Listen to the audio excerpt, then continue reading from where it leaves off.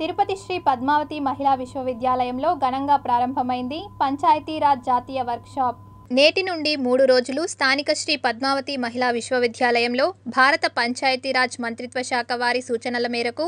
ఆంధ్రప్రదేశ్ రాష్ట్ర పంచాయతీరాజ్ శాఖ ఆధ్వర్యంలో సుస్థిర అభివృద్ధి లక్ష్యాల స్థానికీకరణపై 2వ థీమ్ అయిన ఆరోగ్యకరమైన గ్రామం అంశంపై జాతీయ వర్క్షాప్ నిర్వహించారు. రాష్ట్ర ప్రభుత్వాల నుంచి చేపట్టేటువంటి అనేకమైనటువంటి కార్యక్రమాలు కూడా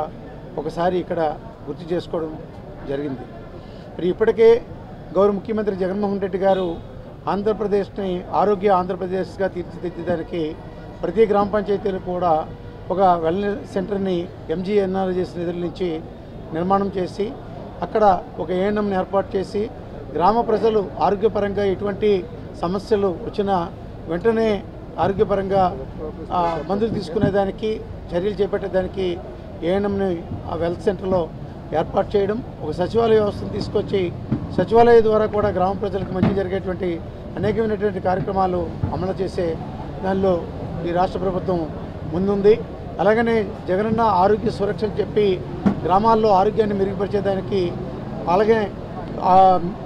హౌస్ హోల్డ్ ప్రతి ఒక్కరికి కూడా మరి ప్రతి ఇంటికి కూడా డాక్టర్ అనేటువంటిది ఒక కాన్సెప్ట్ని తీసుకొచ్చి सरकार और आंध्र प्रदेश सरकार के